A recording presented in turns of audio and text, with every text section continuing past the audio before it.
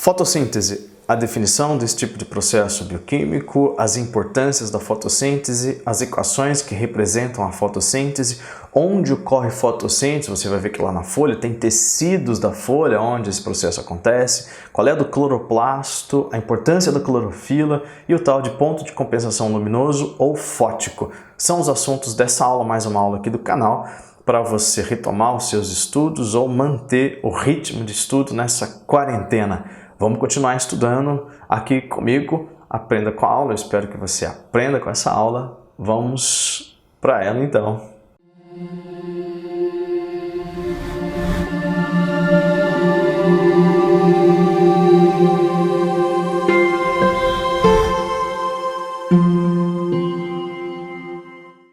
Tá, então, fotossíntese, mais uma aula para a gente continuar estudando. Conceitos. Gente, tá aqui então para vocês, né? Definindo fotossíntese, é um processo bioquímico de síntese de açúcar a partir da energia da luz. Tá aí uma definição curta, rápida e certa desse tipo de processo. Claro que a gente vai melhorando essa definição. Importâncias da fotossíntese. Consumir o CO2 atmosférico. Quando esse processo surgiu no nosso planeta, o CO2 começou a diminuir em concentração na atmosfera. Isso é extremamente importante para o controle do efeito estufa. Só lembrando, né, gente, que o efeito estufa nada mais é do que a retenção da energia solar pelos gases da atmosfera. A atmosfera ali, essa camada gasosa do nosso planeta, retém calor que vem do Sol. Isso é o que a gente chama de efeito estufa. E o principal gás do efeito estufa é o CO2. Se tiver muito CO2, a gente já sabe, né? Acontece aumento do efeito estufa, acontece o que a gente chama de aquecimento global, não é isso? Então olha a importância ecológica de manutenção da temperatura do nosso planeta que tem aqui a fotossíntese, tá certo? O que mais? Claro, aí tem a ver com as produções, o que esse processo produz. O oxigênio que a gente inspira, o oxigênio atmosférico, esse O2 que vai entrar na respiração celular, processo metabólico extremamente importante. Já apareceu aqui para vocês. Os seres vivos que produzem oxigênio para o planeta inteiro são as algas do fitoplâncton. As plantas, os vegetais produzem muito oxigênio, claro, mas elas consomem também o oxigênio, tá ok? Outra importância, terceira importância, a produção do açúcar glicose, que é o nosso combustível, o nosso alimento. Aí aqui já entram os vegetais, né? Eu tô falando aqui do arroz e feijão nosso de cada dia, tá certo? Nós temos lá o amido, né? Que está nos vegetais. O amido nada mais é do que um polímero de glicose. Quando a gente come amido, a gente está comendo aí várias moléculas de glicose. Okay? Os vegetais são responsáveis, nesse caso aqui, pela produção da glicose nutricional que nos serve de alimento. Beleza, gente? Clorofila, então, qual é a da clorofila, né? Clorofila é um pigmento. Pigmento é um composto orgânico que tem cor, que tem coloração, tá certo? A clorofila é responsável pela absorção da luz. Então não adianta nada ter luz se não tiver clorofila. A clorofila absorve a luz e transfere a energia da luz para que ocorra a fotossíntese. Por falar da folha, né, gente? Folha é o órgão sede da fotossíntese. Tá vendo? Órgão da planta onde ocorre a fotossíntese. Células e tecidos da folha que possuem a tal da clorofila, ou seja, onde especificamente na folha ocorre fotossíntese, tá ok? Então nós temos aqui os estômatos, são células que têm clorofila, são clorofilados, fazem fotossíntese, tá certo? Já apareceu aqui para vocês o parênquima clorofiliano, que já é um tecido, ele tem clorofila, é o nome dele, tá? Então, nós temos aqui, ó, só recapitulando, os estômatos, eles estão relacionados com a transpiração vegetal, mas também fazem fotossíntese, porque tem clorofila, tá? Os estômatos aparecerão em outra aula aqui, provavelmente do canal, quando a gente falar de transpiração vegetal. O parênquima clorofiliano já é um tecido, eu te mostro na figura seguinte. É um tecido da folha onde ocorre fotossíntese. Cloroplasto. Cloroplasto é uma organela, né? Organela, componente celular, tá certo? A organela celular clorofilada, onde ocorre a fotossíntese. Então, quando a gente fala nas células que a gente está chamando aqui de estômatos, ok? Os estômatos têm cloroplastos. O parênquima clorofiliano, que é um tecido formado por células. Cada célula do parênquima clorofiliano tem essa organela aqui, que é o cloroplasto. Então vamos ver aqui, gente, a organização da folha. Tá aqui a folha, já apareceu tudo para vocês. Isso aqui são os tecidos ou as células da folha, tá ok? As células que revestem aqui em cima, essas células retangulares aqui, ó, são células da epiderme. Tem epiderme aqui embaixo também, tá vendo? As células retangulares aqui da epiderme. O que mais que a gente vê aqui, ó? Aqui a gente tá vendo um estômato e aqui tem um segundo estômato, tá vendo? Pronto, ó. O estômato tem cloroplasto lá dentro, essas bolinhas aqui verdes são cloroplastos. Então tá aí o estômato, é uma célula da epiderme, tá aqui, ó. A epiderme tem aqui essa célula retangular, essa outra aqui um estômato, célula retangular, tá? Estas células aqui da epiderme não fazem fotossíntese, elas não têm clorofila, não tem cloroplasto com clorofila, melhor dizendo. Mas o estômato, que faz parte da epiderme, tem clorofila, ele é clorofilado, ele faz fotossíntese. O que mais que a gente tem aqui na figura? Olha só, os parênquimas clorofilianos. Aqui a gente tem um tipo de parênquima clorofiliano, estou passando aqui o apontador para vocês, tá vendo? Esse cursorzinho, essa bolotinha vermelha, tá? E aqui a gente tem outro tipo de parênquima clorofiliano, tá? Então, veja que dentro das células, aqui a gente tem uma célula mais esticadinha, um monte de cloroplasto. Aqui a gente tem uma célula mais bolinha, né? E um monte de cloroplastos, tá ok? Então, tá aí, ó. Estômato faz fotossíntese, tá na folha, na epiderme especificamente, e os parênquimas clorofilianos vão rechear, tá vendo? Vão fazer aqui, ó, o recheio da folha, é onde vai ocorrer também fotossíntese. Estômatos e parênquimas clorofilianos. Beleza? Claro que está aqui, né, o cloroplasto, só dando os destaques, já tinha te falado, bolinha aqui é o cloroplasto. Continuando a organização do cloroplasto, tá vendo aquela bolinha, tudo isso daqui, né? Olha só, o que a gente vê? Eu separei aqui para vocês essas estruturas aqui, ó, parecem plataformas, tá vendo? Na verdade são invaginações da membrana interna do cloroplasto. Isso a gente chama de lamela. Nas lamelas estão essas moedinhas, tá vendo? Essas estruturas cilíndricas achatadas, que são os tilacoides. Então tá vendo? Aqui tem um tilacoide. O tilacoide, ele é clorofilado, é nele que vai ocorrer a fase luminosa da fotossíntese. Então aqui é o seguinte, gente, não é o intuito dessa aula, é mais um apanhado geral, mas terá aula especificamente para as fases da fotossíntese. É um processo bioquímico complexo que tem fase luminosa, da qual depende a luz, por isso fase luminosa, e também tem a fase escura, da qual não depende a luz, mas de compostos produzidos na fase luminosa. Fase luminosa e fase escura são as duas fases da fotossíntese. Estou indicando aqui para você no cloroplasto, onde ocorre cada uma dessas duas fases. Num outro vídeo, nesse não dá tempo, tá ok? A gente discute em detalhes fase luminosa e fase escura da fotossíntese, beleza? Então assim aqui, só para a gente continuar, nós temos o interiorzão do cloroplasto, é matriz, assim chamado, ou estroma, ok? Eu gosto mais de estroma, para não confundir com a matriz mitocondrial lá dos mitocôndrios. Mas beleza, matriz ou estroma. Nessa região que é o interiorzão aqui, tá vendo? Essa parte interna do cloroplasto, nós não temos clorofila, é uma região aclorofilada, ou o estroma é aclorofilado. É nele que ocorre a fase escura, a segunda fase, portanto, da fotossíntese. Gente, aqui no detalhe, ó, tá vendo? Ó, uma pilha de tilacoides é o que a gente chama de grânum. Grânum, anota aí, ó, é um conjunto de tilacoides. Beleza. Então nós temos aqui, continuando, né? Continuando esse assunto, aqui é o jeito químico, tá certo? De definirmos fotossíntese através de suas equações. Então vamos para a equação geral da fotossíntese.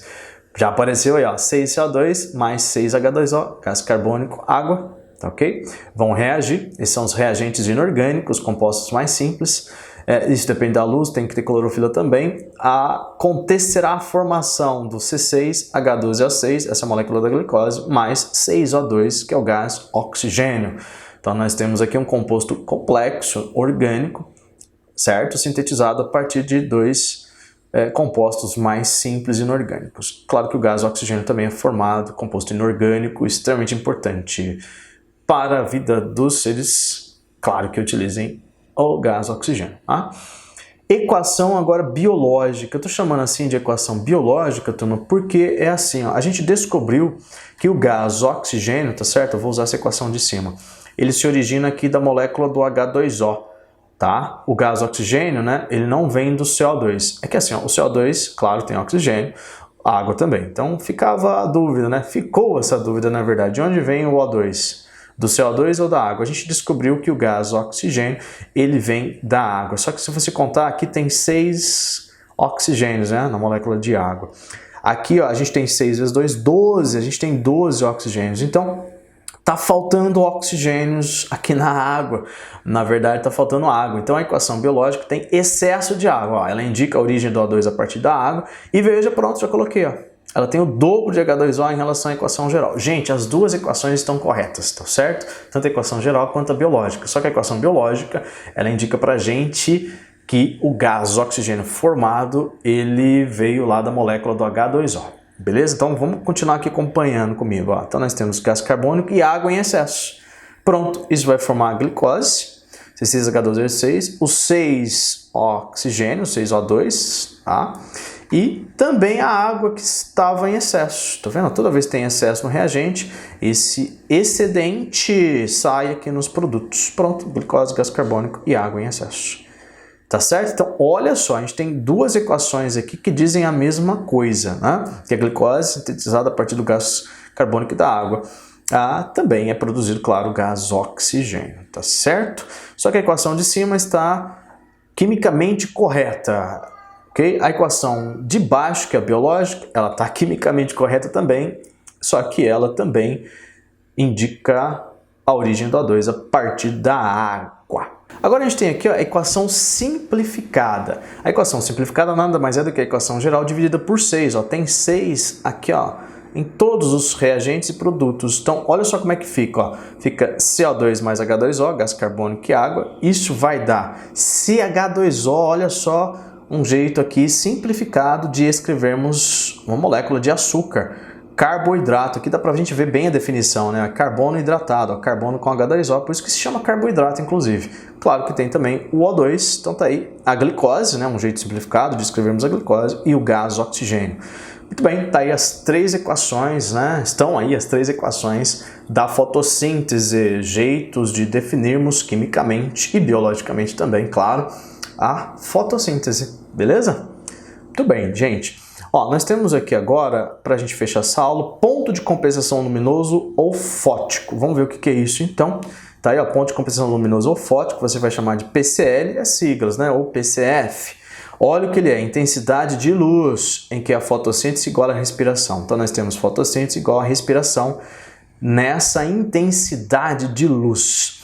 Então nós temos lá as plantas que têm um PCL menor, ou que gostam de menos luz, simplesmente, são plantas pequenas, estão na sombra de árvores, plantas maiores, portanto, são umbrófitas. Então, elas têm um ponto de compensação luminoso baixo. Exemplo aí pra gente, samambaias, avencas e muitas outras herbáceas. Aqui tá uma avenca para ilustrar pra gente, tá? Herbácea é uma planta pequena, de pequeno porte, que geralmente está na sombra de outra maior, tá ok, gente?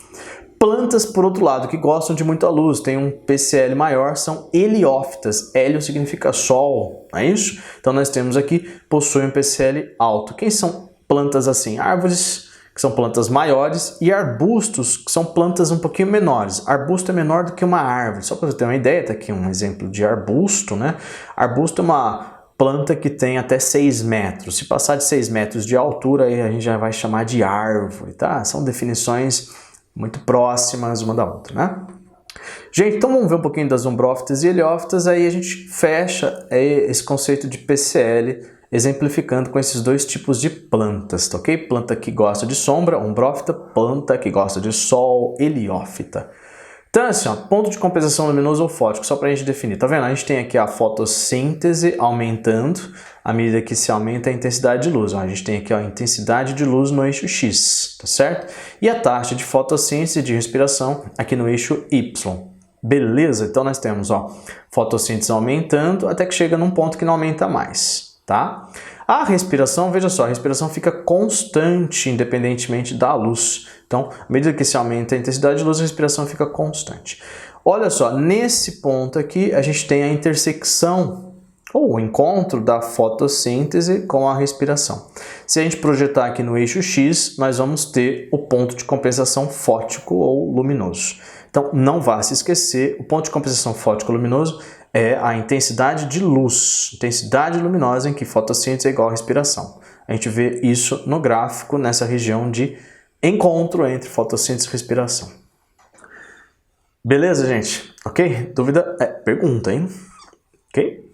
Então vamos lá ver, comparar aqui, né, umbrófitas e heliófitas. A gente fecha essa nossa aula aqui de fotossíntese. Então olha só o que eu fiz aqui para vocês. Ó.